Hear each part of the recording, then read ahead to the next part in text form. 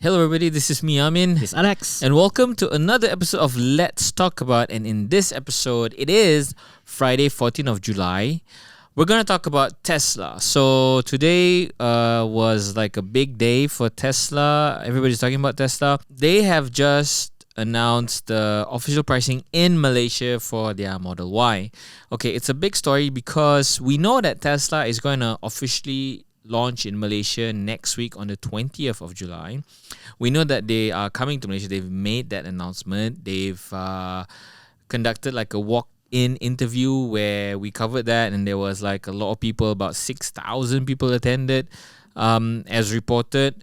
And we were expecting that Tesla will be announcing the prices of their cars that are coming to Malaysia next week at the official launch. But today, on the 14th of July, Friday, they made a surprise. So they announced the prices, the official prices, and they announced these cars are available for booking, that you can make a booking on these cars, and they announced the prices. And for me, it's a huge deal because we'll let you know why.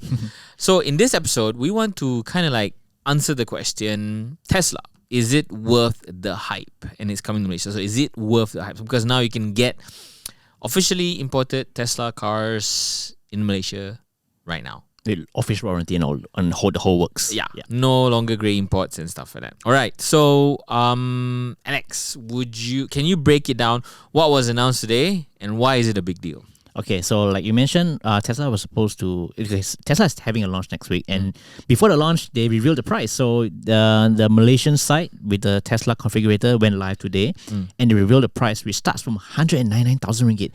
Less than 200,000 ringgit for a Tesla Model Y. And for those who don't know, for our region at least, Tesla focuses on two models. The Tesla Model 3, which is like a sedan, the Tesla Model Y, which is more like a jack-up SUV. So for Malaysia, they only revealed the price for the Tesla Model Y. So it looks like they are focusing on this car first, which is no surprise since Malaysia is a very SUV-focused market. Yep. And we expected the price to be like 250, the cheapest, maybe 280,000 ringgit for the base model. Okay, so why we talk about the 200,000 range is because, last week we talked about the Kia Niro EV, which was launched last week, and we talked about, hey, the price is too expensive. It's over 200,000. It's 260,000 ringgit. And when you are in that range, between 200 to 300,000 ringgit, you are in a big fat market, like a big fat pool of quite a lot of good EVs available for you. You have EVs from BMW, from Volvo, from Kia, from Hyundai. Those are like really big brands that's available for you to get, and they are really capable SUVs. Yep. What is surprising for us is Tesla with the Model Y has now entered the market, and it's priced starting from below 200,000 ringgit. So that just kind of like skews the market considerably. Yep. Because it also affects normal cars. So people who are previously within the range of, I'm going to get a car that's around 200,000 ringgit, maybe get a Camry or a Civic or entry-level Beamer or Accord or an entry-level Beamer, now would consider getting a Tesla, because I would argue Tesla has like the same prestige. I mean, we'll talk about the brand and whether it's good or not later, but I would argue that people would think that it has the same prestige or even more prestige than big brands like Mercedes and BMW. So what are the range that's available? What are the specs? And why is it a big deal? Yeah, so I think firstly is we caught by surprise by the pricing. So let's talk about the specs. So the Model Y, the base model, so the entry-level model is a rear-wheel drive version. Has a single motor powering the rear wheels, and it produces quite a lot of punch. So despite being less than 200,000 ringgit, it produces 255 kilowatts. That's 347 horsepower. Wow. And 430 newton meters of torque. Wow. And it can do 0 to 100 in 6.9 seconds. And the top speed, which crushes most EVs, priced around much higher than this. Yes. About 300,000 ringgit, they are all gone because mostly they are top speed at 160, 180. Yep. This one does 217 kilometers per hour. That's impressive for EV. 217. Yeah. Yep. And then in the battery, it's about 58 kilowatt hour. And we all know that Tesla is designed for efficiency. You can tell from design. And it has a rated range of 430 kilometers, which is pretty decent for a car less than 200,000 ringgit. And imagine this, for this price, right? Last time you can get a Kona, and that's a much smaller car. And it's not as powerful as this. So this just undercuts almost everything. Makes you question, like, why would you consider anything else? Yes. And this is just a base model. If you move up another step, you go the all-wheel drive version. So it has twin motors, one motor in the front and back. So the mid-spec one is the long-range model. So that is priced at 246,800 ringgit. So it's 47K more than a base model. So you get dual motors that pushes 378 kilowatts. That's 500 over horsepower. 506. That's 100 horses more than a Volvo C40 or C40, which is like the most powerful EV you can get for less than 300,000 ringgit. Yes. And this has 500. And this is cheaper still than the Kia Niro EV, Yes. which is 10,000 ringgit more expensive. Yeah. And this can do More power, yeah. more range, all-wheel drive, It's much bigger. and it's a Tesla. Yeah. And then 0 to 100 in 5 seconds. The battery is bigger, 75 kilowatt hour, and it has a rated range of 533 kilometers. That be LTP standard. Top speed same, 270 kilometers per hour, plenty fast. And if that's not enough, there's the range-topping Tesla Model Y Performance, which costs 288,000 ringgit. Yep. And that gives you 527 horsepower, slightly more. 660 newton meters of torque, more torquey, and it has a quicker acceleration time from 0 to 100 in 3.7 seconds. 3.7. Yes. That is supercar performance. Yes, that's faster than I think the GTR goes that fast. Yeah. In terms of 0 to 100. Yeah. And the top speed is 250, right? Yeah, this one has a top speed of 250. That's like the speed limit for most of the German cars, right? Wow. Yeah. And it's less than 300,000 ringgit. Yeah. So with these cars and these prices, right, you start questioning like, why would you consider anything else? It just disrupt the whole market. Not Why just for would ICE. you even consider buying anything? Yeah. Even if you're not going to buy an EV, Yes. why would you even consider buying anything? For this price, you cannot get anything close in terms of power and performance. Yes. Okay, so to put that into context, the Volvo C40, XC40 is probably like you say, the most powerful EV within the 300,000 range. 0 to 100 in 4.7 seconds. Top speed of 180 kilometers per hour. The Kia EV6, the car that we're using, goes for 300,000 ringgit. Has a top speed of 190 kilometers per hour. Goes from 0 to 100 in 5.2 seconds. It just makes every single EV more expensive, right? It's like, what happened here? Okay, I'm gonna ask you this. Yeah. There was a lot of questions. Okay, so on my social media, on my feed, on my WhatsApp group, everybody was just talking about Tesla. The price is crazy. Yep. Why you should get anything else? And then people started arguing like, okay, this price is not reflective of the actual price that you're paying for it. And by the way, if you're wondering, you can book for these cars now. So you just need to go to the Tesla website, choose your configuration, because you can customize a lot of other things. We'll talk about the options later. And all you need to do is pay 1,000 ringgit. Non-refundable. Yes. By card. Yes. And that's okay, we'll talk about that later as well. Okay, so you can get the car, you can spec the car. The car will be ready early next year. Yep. So what are the options available for you? Okay, now first the question is this the price that you will be paying? So like 199 ringgit for the rear wheel drive version. Does it include tax?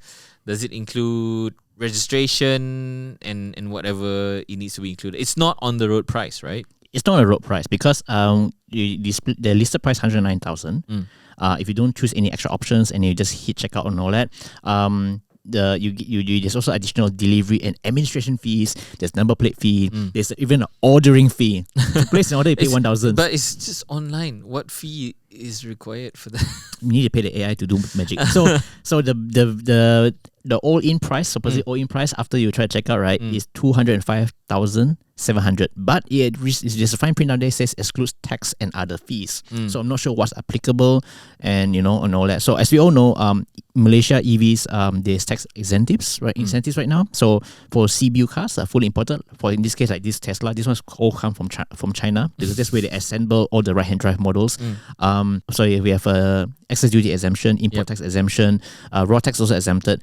The only thing that probably need to be paying is sales tax.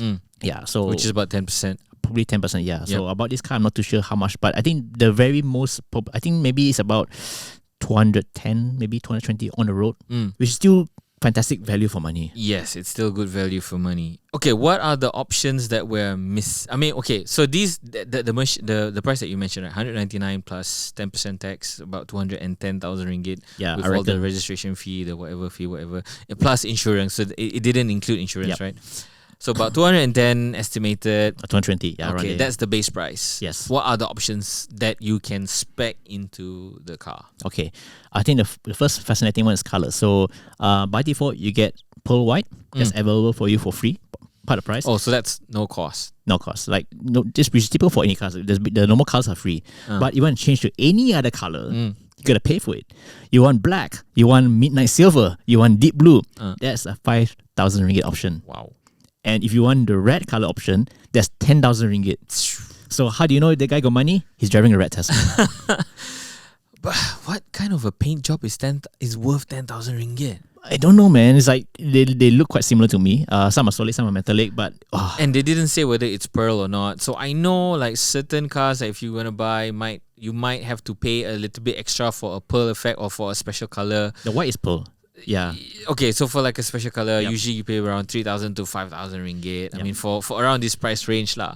To add 10,000 ringgit, right? So if I bought a white Tesla, which costs nothing, I mean, no extra options. Extra cost, yes. I take it, and then I go and paint it. It's not gonna cost. I'll go paint it red or whatever special color I want. It's not gonna cost me 10,000 ringgit. So be warned of that. So that's one extra cost that you have to pay. Yep. And then there are other quite expensive cost options that you can include in the car. Yep. I think the next option also in terms of the trim levels, right, is the interior. So by default, you get black interior inside. If for some strange reason you want white color, because it looks white airy, seats. white seats, and then just a white strip on the dash, that costs you another 5,000 ringgit. A color that is anything but white costs you at least 5,000 ringgit. Yep. An interior that is white costs you 5,000 ringgit. Yes. And then the wheels as well. So you want to move from a 19-inch to a 20-inch, that costs you 10,000 ringgit. And this all is not included in the price, right? So 199. If I want the new wheels, add another 10K. If I want the red color, add another 10K. So that's already 199 plus 20.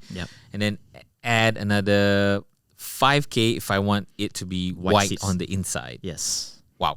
Yep. Okay. And then after moving on is the tech stuff. So by default, you get basic autopilot, which is so so Tesla, right? They use the word autopilot, and a lot of people always jump conclusion. Oh, Tesla's all about autopilot, can drive itself. Fully autonomous, can drive itself. I can just sleep while I go to work. Yeah, so autopilot for Tesla, the basic autopilot at least, right, is essentially level 2 semi-autonomous driving. So basically your autonomous emergency braking, lane keep assist, adaptive cruise control, those are the basic. The standard stuff you get in any other car. Yeah, level 2 stuff lah. So those are the level 2. So they call it like basic autopilot.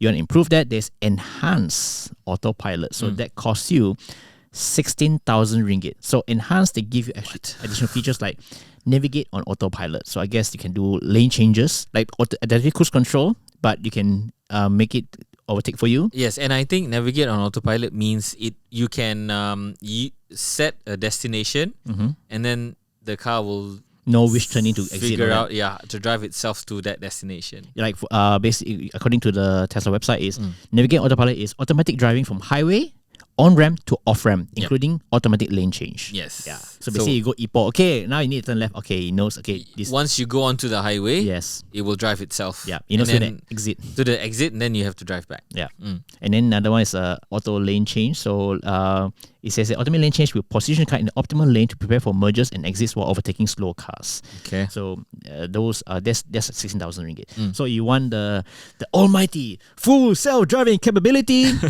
That's 32,000 ringgit. Of course, this includes the enhanced autopilot. So if you get this, that's the whole shebang. So it's 32,000 ringgit. So wait. Okay, I want to put this into perspective. 32,000 ringgit is the price of Ativa. no, Ativa Sorry, not Ativa. Azia. Azia, mid-spec Azia, yes. Or the Azia, what's the Oh, the Azia new- E N or whatever it is, the super cheap version. That's 22,000. Azia E 22,000. Yes. The new entry level the new Azia, the new version, I think starting at 38,000 ringgit. Was almost that price. So you spec an Azia so that it can drive itself. Yeah, but be warned that this is also subject to regulatory approval. So in Malaysia, I don't think you can use this. It only works in certain countries.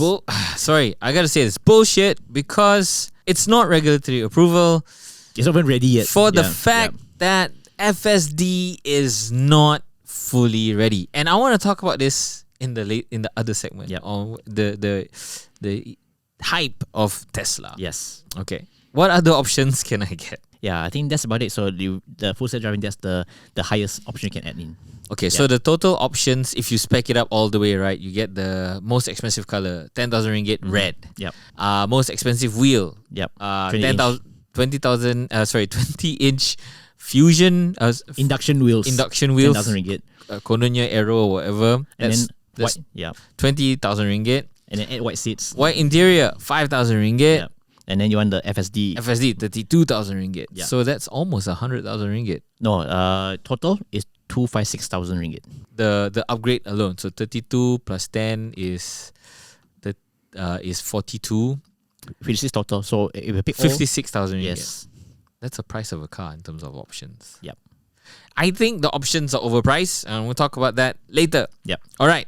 That's about it in terms of pricing. So we can establish now that Tesla Model Y pricing for Malaysia is crazy good value. Yeah, it's in fact, I think we will discuss over this. Is that this is the cheapest in the region compared to Singapore and Thailand. Yes, we are the cheapest country in maybe the world, except for Hong Kong, And China maybe.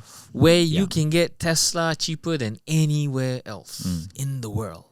And that's pretty amazing. Now, let's talk about Tesla as cars. So you drove the Tesla Model Y, I think, was it last year? Yeah, last year. And I also had a seat in it for a bit. All right, you did a review about the Tesla Model Y. Okay, we had a discussion before the show. I'm kind of like, Tesla cars are not that great, to be honest. I mean, the price is very attractive, but I'm not going to get a Tesla. I'll tell you the reason why. But since you did the review, I'll give you the time to tell us what you think of the car. Okay. In terms of a car, I think it's like I agree with you. It's not great as a car because number one is that I think when you step in the car as a person who is a seasoned driver, you notice a lot of things are missing, which could be an issue for I think most of the seasoned drivers. But for first-time drivers, maybe no issue. Number one is when you step in, right? There's no instrument cluster. You get a big screen in the middle that controls everything. There's no like for example, you want to check the speedo, you want to adjust the aircon vent direction. Open the dashboard. Open the glove box. Adjust the wing mirror. Everything must do through the touchscreen. And that's for me is annoying. Because for me, I prefer physical buttons. And we've talked about this about cars, right? Like a lot of modern cars, they say, oh, let's go touchscreen. But we all know that it doesn't work for driving. Because when you want to drive, you want to do simple things. Like, I want to change the aircon. I just want to change the knob and get over and done with. I want to change my steering wheel adjustment. I can just pull a lever and adjust steering wheel or press some toggles. But no, on this car, everything must go to the must use the touchscreen. And even the speedo, right? It's like a tiny read out on the top right corner of the screen. And I don't like that. It's just like a small number. Yeah, on the top right corner, it's like an indicator, status bar, like honey. Like it's not important. The speed you're traveling is not important. Yeah, it's like not very ergonomic. And for me, it's like at first you look in, it's like, wow, it looks very clean, very minimalistic. Yes, it's nice. I would say it looks nice. And then in terms of build quality, I would say that the car Tesla, I think is fine. I don't see any issues because number one is that Tesla makes a lot of cars in different plants, and apparently the one that's produced in China, which is actually the hub for the right-hand drive market, has better quality control than what you get in other markets. So for me, I don't have issue quality. Okay. But the second, besides the ergonomic stuff, right, like the stuff that has to be simple stuff that has to be controlled on the screen. Besides that issue, another one is the glass roof. You get the Model Y, you have a panoramic, like It's a full glass roof. It looks cool, Yeah. but it's hot. Because remember we are in Malaysia right now, right? Let's say driving in the under hot sun. Although there's some ting, but you can feel the No, heat. you didn't mention it's a full glass roof. Yes. But it doesn't have a cover. No cover, it's just glass. Yes. Yeah. So you're driving that And you cannot spec for a cover. yes, there's no option there. I know some people try to hack it. You know what they do? They basically get a sticker cover the roof. Oh my god. Or maybe you can get those shades from Shopee. I'm pretty sure someone sells that kind of accessory. But yeah, but in terms of the rest of the stuff, right? Like for example, the user interface, space. I think there's something that Tesla Model Y execute very well. Somehow, like they really maximize space, interior, also in terms of boot, cargo, and also the front. The front is massive. Yes. Yeah. Okay, I agree. Anything else you like about the car? You the tested the Model Y. Yes, long range. Long all-wheel range. drive. Okay, Yeah, so that dual means model. it's a pretty Mid-spec. powerful car as well. Yes, and then the ride is hard. If you're driving alone, yeah, it's fun. But if you want to drive, you want to carry passengers, your family, right? It's going to be very uncomfortable. Yeah. Yeah. It's harsher than I would say than the Volvo XC40. Yes. Yeah. So to sum it up, I would say that in terms of user interface, the app, right? I think as an EV, Tesla is great at making an EV in terms of ecosystem, the app interface. But as a car, no, it's terrible as a car. Yeah. Okay. So I think that's where I agree with you. And I want to say this with great carefulness, with great caution, because I don't want to offend any of the Tesla fans out there, because I know there's a lot. And they're very passionate, and there are Tesla owners as well. But, I'm just going to put out my opinion, and I'm not saying anything here. I'm just saying what I think of Tesla. Yep. I don't think they are good cars as a driver. So maybe you say, maybe those people who have not driven, so they come into a car like, oh wow, this is like a newfangled thing where it's so simple, everything. Yep. Okay, and then I want to come back. When you say that there's only one screen, so the Tesla fans are gonna say, or the pro Tesla people, because it's designed to be full self-driving, bro. you don't need to look at the screen, the speedometer and all that. It's not important. Just focus on driving. No. Just sleep, and the car will take you to where you want to be. The problem with that is this, right? FSD doesn't work. People in the US are required to pay $5,000 for this for this thing that they call full self-driving, and it's still in beta. Yep. That's number one. Number two is for FSD to work, Tesla needs user data. They need the driver data that's captured by the car itself, driving around all the roads, millions and millions of kilometers in the country for FSD to even be in beta. Yep. That doesn't happen here. So you're paying 32,000 ringgit to be the person that's going to provide data for Tesla to make their product better. Something's wrong there. Yeah, it's like, if you want me to be part of beta, right? Either you Give give it it to me for free, or you might be paying me to do it for you. Yeah. Yeah, so that's number one, right? So in terms of the software, okay, we talked about this, and maybe you can put in your thoughts on what you think of the ecosystem and things like that. Yep. But I've driven the Model Y, the one that you drove, for not as long as you, but even for the brief moment that I drove the car, I was turned off by it.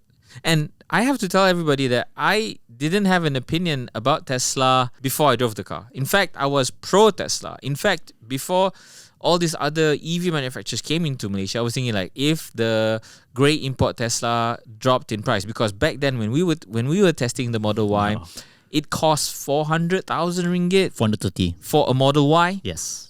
The one that we tested, which I think is exorbitant.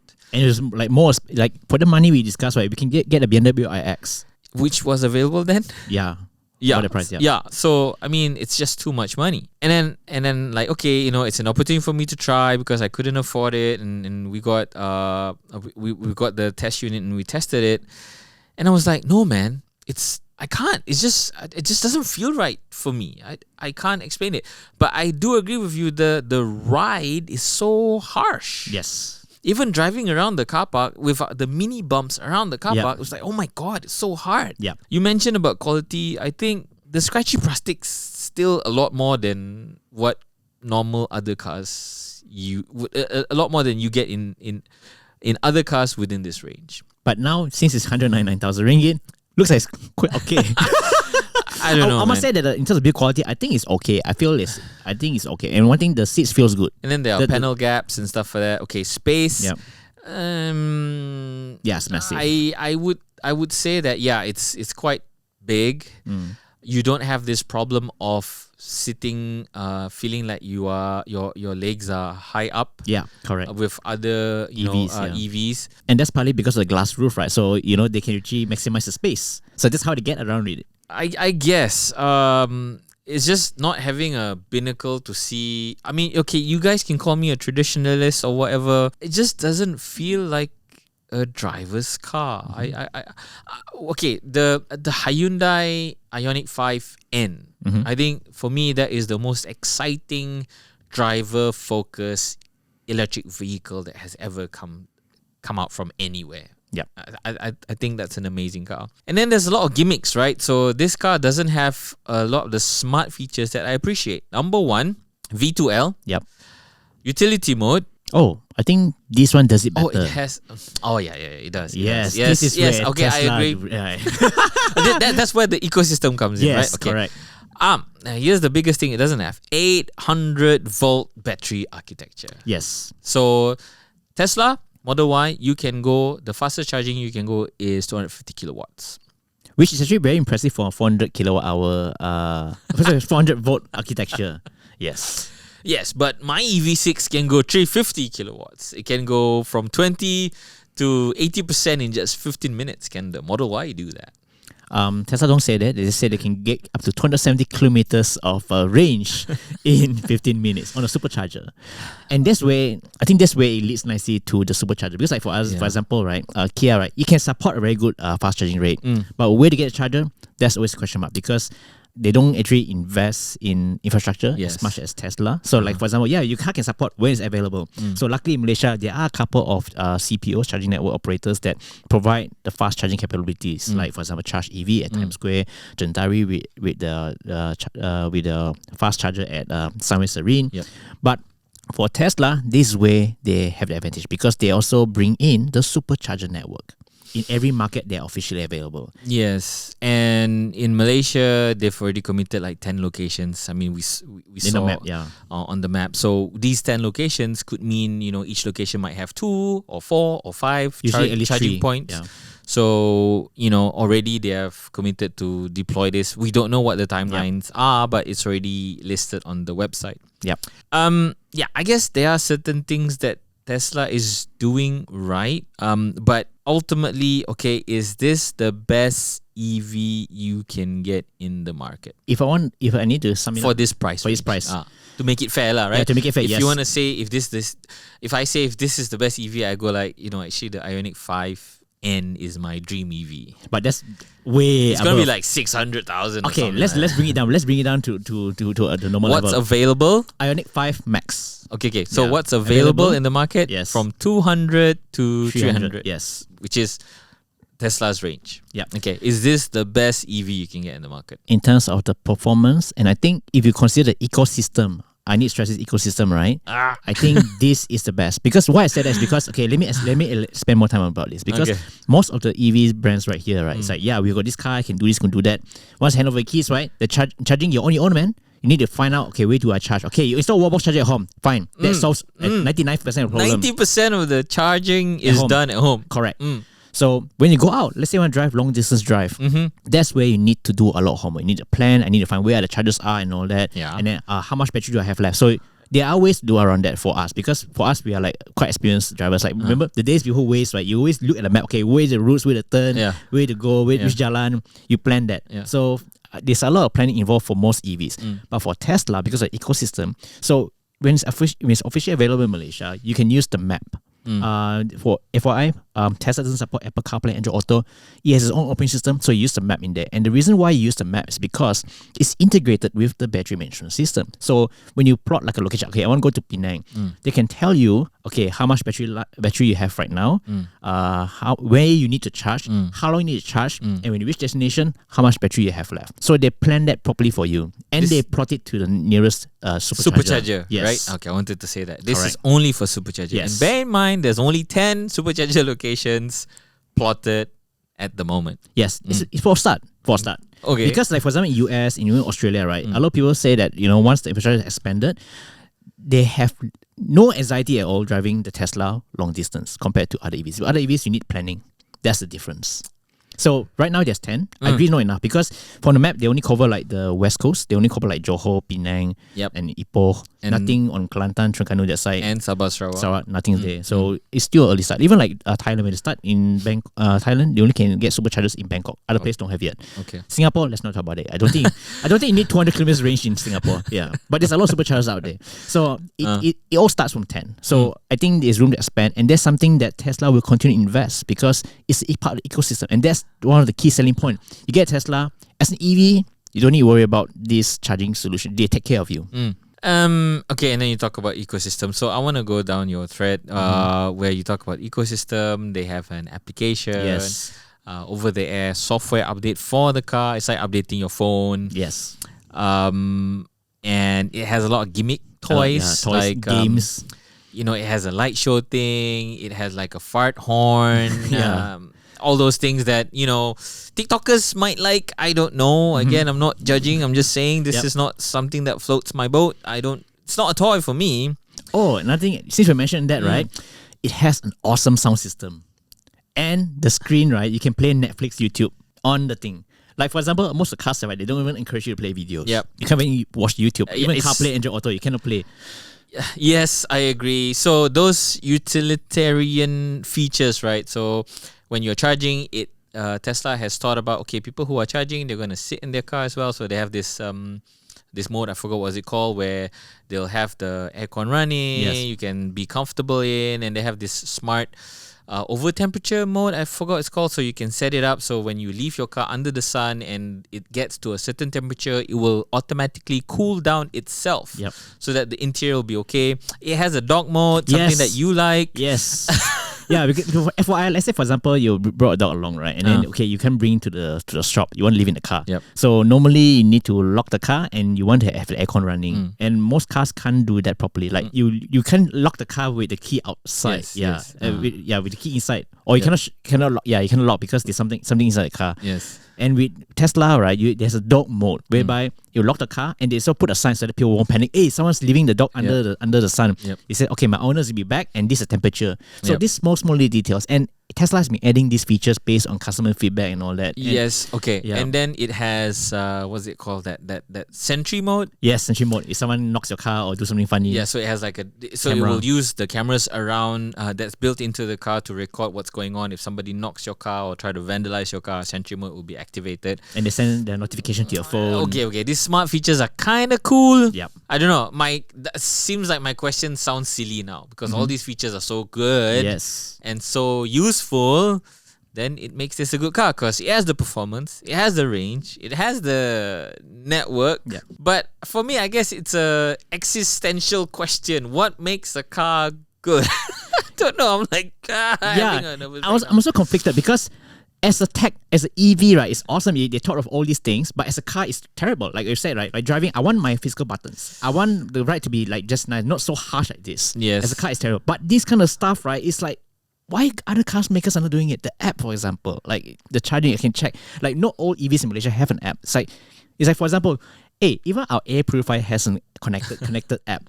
You can check But do you need an app though? I mean, is it important? We live in 2023, dude. I mean, you don't you want to know like what's the status of the car, the temperature? You can start the remote start. You can know the current charging state, like how much battery is it charging right now. Okay, so we talk about the good things. We talked about the bad things. Okay, number one, bad thing, 1,000 ringgit. I mean, Tesla as a company is also not so transparent lah, to be honest. So 1,000 ringgit, non-refundable deposit. Yes. Yeah, that's a bit FSD, funny. 32,000 ringgit, you pay for something that you actually cannot use. You can use part of it, not the full promise. Like you buy full self-driving. It's like buying, for example, like you buy a full roasted chicken, but at the end you only get one chicken wing. Yeah. Yeah. And cook the others and see if it's... Try my recipe. Yeah, try my recipe. The rest of the chicken we're going to cook later because it haven't come out. And Elon Must have been saying, it's coming end of this year. It's coming end of this year. Coming end of this year. Okay. Now you mentioned the fella's name. Elon Musk is a person that I am not a fan of. The things that he promised that has not yet come to fruition, and it's years. Okay, he was the one that promised that he will have a manned mission to Mars in by 2018, somewhere there. We're now in 2023. There is they're not close to doing that. He promised Hyperloop. There's none of that. The only Hyperloop that exists is in Las Vegas, and it's not self-driving. Oh, no, that's not the Hyperloop. So Hyperloop has not existed yet. Yep. And then he talked about this thing where Tesla cars are going to go on a skateboard and they're going to go underground and the thing is going to drive itself. And just get manual cars driving around with drivers. Yes. In Las Vegas. And it's not even like 5 kilometers that loop. Yep. He promised the Cybertruck 3 years ago. Yep. Everybody paid deposit. They collected like millions of dollars in terms of deposit. Yep. No, still not here. In fact, brands like Ford has already come out with electric trucks that are much better. Even Hummer has an electric Hummer. Yes. with 1,000 kilowatt hour battery. It's like 4 or 5 tons or something like that. Yeah. What's going on? And during the demo of the Tesla Cybertruck, Elon Musk said that the truck has a thermonuclear resistant glass, which is what the hell is that? There is no such thing as a thermonuclear resistant glass. And then he did a demo. He threw a metal ball to the thing and it broke. Yes. He promised Neuralink. I don't know what's going on with that. And then the Tesla robot. Yep. That looks like decades away from what Boston Robotics has been doing. Boston Robotics, which is now owned by Hyundai. Yes. And then the Tesla Semi, or whatever you want to call it. Volvo has has launched a fully electric truck in Malaysia and delivered to the customer. Yep. So I don't really trust this guy. And he did and all these things that lead up to the launch, right? The walk-in interview. Yep. As a technology company, why you need to do a walk-in interview? So that people can see people walk in. It's PR. Yeah, of course. It's just PR. Optics, yeah. Today he had a meeting. If people on podcast cannot see, what's this called? Inverted commas, air quotes, meeting. Yeah. It's not with our Prime Minister. Yep. And I don't see what's the... it's like a 25-minute No meeting. significant... 25-minute. Something like that. It's just what is that? Just a hi and bye. That's like a... Hello, hi, how are you? Okay, thanks, bye. Yeah. I think, I mean, I have phone calls longer than that. So, that was the meeting. There were no significant announcements. But on the flip side, I'll be fair, and I know you guys are going to comment and say, but I mean, he announced a lot of things, or he has committed a lot. So he has committed to the Tesla Supercharger network. Yes. He has, the government has has demanded that it's a requirement that he made that 30% of the supercharging network is compatible with other cars, EV cars in Malaysia, at least 30%. They have to open a headquarters in Malaysia, which they will be opening somewhere in Selangor. Like you mentioned, Cyberjaya is also kind of like Selangor, so I don't know where that is. Yep.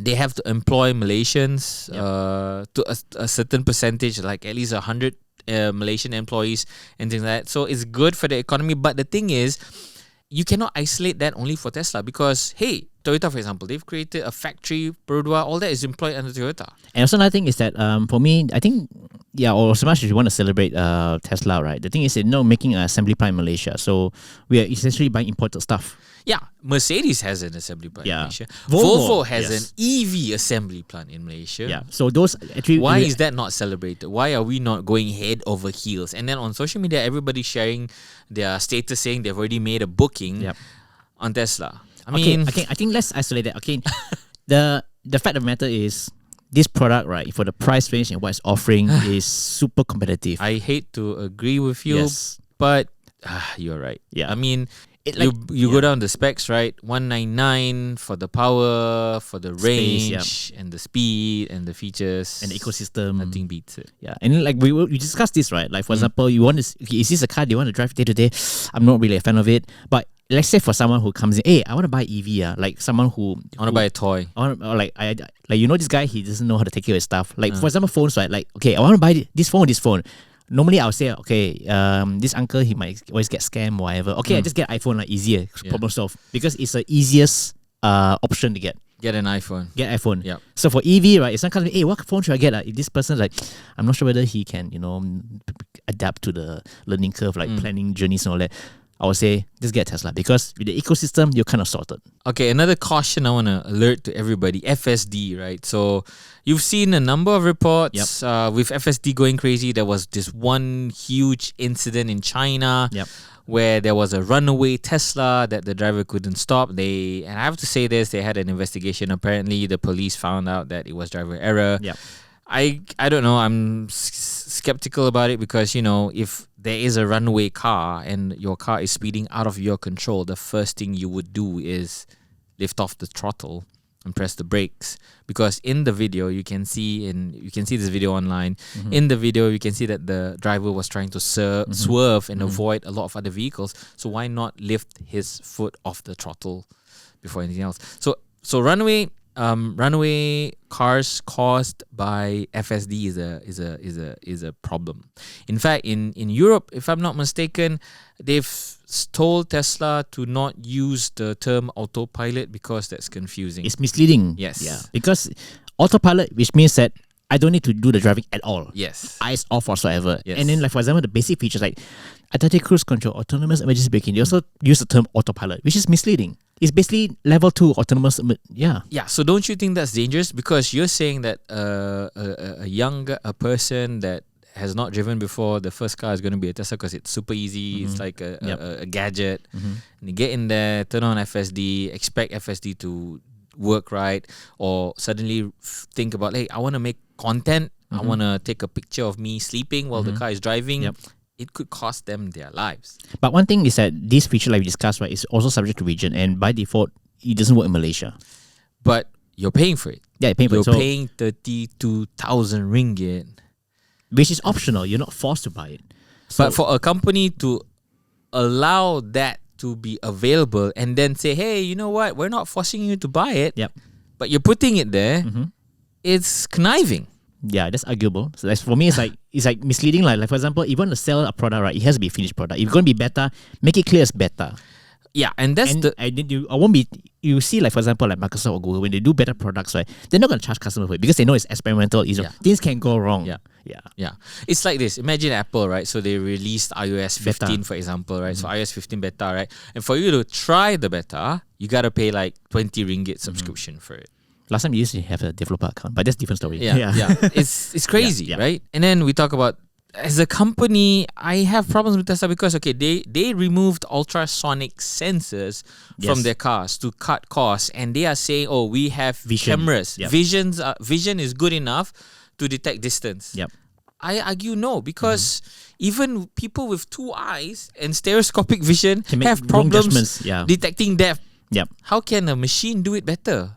I mean, you can argue all you want, but I can say no. Machine cannot do it better. You can talk about AI and all that, but AI can work good in like the digital realm, like to search for things really quickly, but in the physical realm, people eye is better. Also, of course, people are better. But one thing is that, as we've seen previously, is that there are a couple of reports also. What we spotted on Serum is that it looks like they're backtracking on this vision thing because, as we reported like a few months ago, it looks like Tesla has certified their radar components. So it looks like they're bringing it back. Because there has been reports saying that they are bringing back radar because they removed that, saying that, okay, cameras enough, no need radar. And we all said that radar is more, because it's like a backup, right?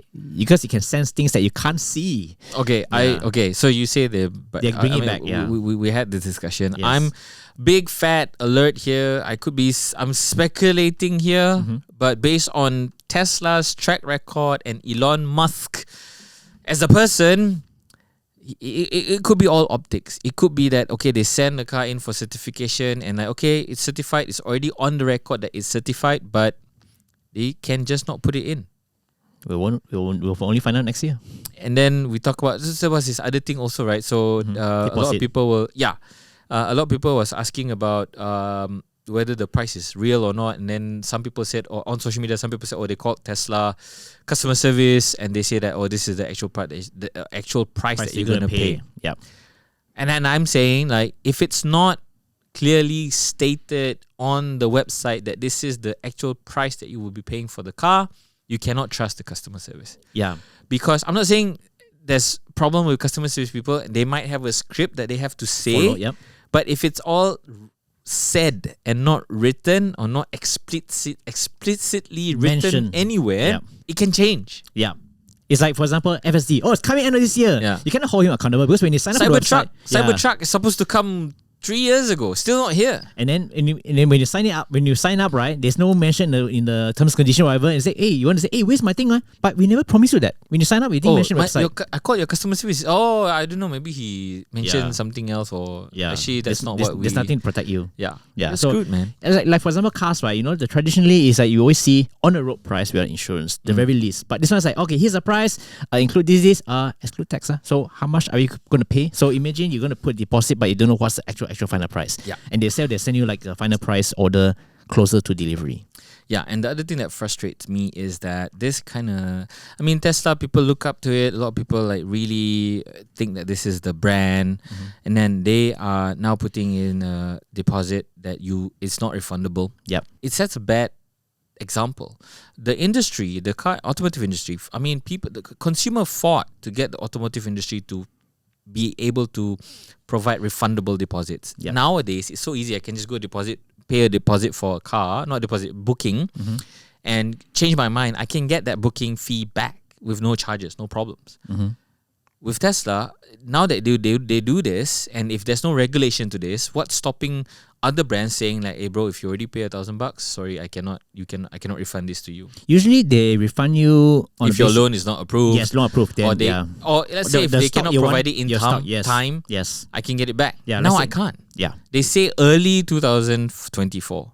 Yeah. What's early? Yeah. And then what happens if they change? Will they refund? But no, they say, you sign up for non-refundable what? Yeah. Yeah. What if the price increase? Yes. You're screwed, man. Yeah. So it's also not clear what happens if the price increase or price drop. It's not very clear. Some say that the price is locked. Some say it's like, if they didn't mention that it's going to be locked. So anything can happen. And it's non-refundable. So that's the scary part. Like for example, Elon Musk Starlink, the satellite broadband service, you can actually make a booking online for Malaysia, but we all know that they're not officially available here. And we also check with MCMC, they don't have the license to operate in Malaysia, but they can collect bookings. That's just a scam, isn't it? Yeah, and then they always say, expected like Q1, and then it's been pushing, but they can collect the booking. Yeah, that's borderline scam, man. Yeah. That's seriously borderline scam. Yeah. But at least for this, and at least we know for this, in fact, Tesla, right? They're going to have official presence in Malaysia. So at least you have some place, someone to scream at. Okay, here's the thing, right? Okay, one last point, right? So we talked about this issue, and then I want to go back to, I think it was Daihatsu, Toyota, Produa. They did like a crash test, and to pass that crash test, they had to like add a notch and all that, right? So in Japan, they stopped selling that car or something. What car was it? Basically the Asiala, that model, the DNGA platform. Also some vehicles are affected as well. Yes, so it's a side impact thing. So for them to pass that, they had to modify the side pillar cover. They had to cut a notch so that when it opens up, it doesn't hit the driver. The model affected is also available in Malaysia. And in Malaysia, so Thailand stopped selling the car. I think Singapore, I don't know where Singapore's selling. I don't think so. Or Thailand and Indonesia or something like that. Other countries stopped, where this model was available, stopped selling that car. And they're going to retest it first before it can go back.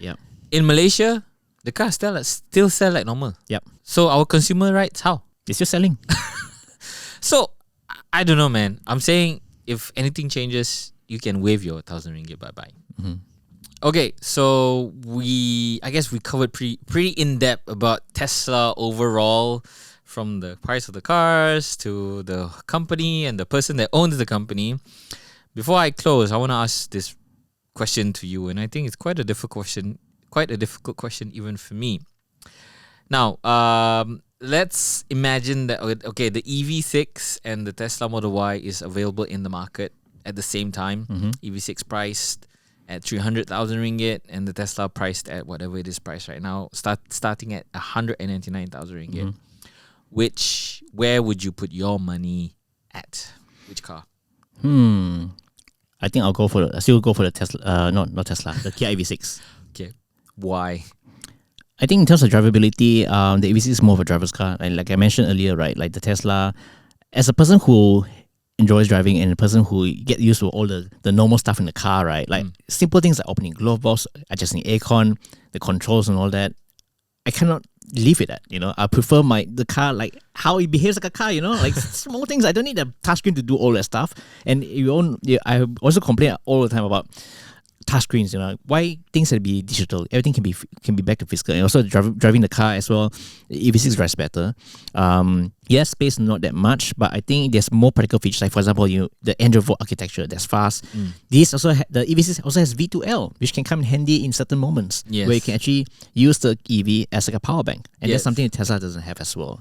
And in terms of the ecosystem, the drawbacks of not having like the charging network, I think that's not a big problem for me, because we also use for planning our trips. We also have easy access to other chargers that's not Tesla Supercharger. So for me, that's a minor gripe that I can live with. But in terms of the looks, nothing looks like an EV6. Tesla is getting very generic, because even like the Tesla Model 3 and Tesla Model Y, they look very the same. Yeah. There's not much difference. In fact, the 3 and the Y are practically the same car. They share like 75% of components, only 25% difference. So look very generic, very plain on the road. Okay. So despite all the good stuff, despite the dog mode and all those things, it's still an EV6. Yes.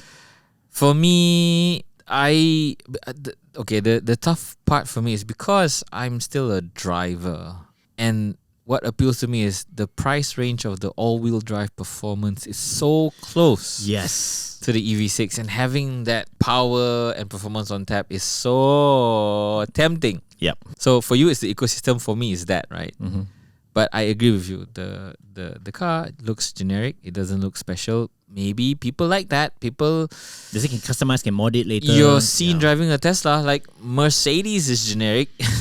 Yep.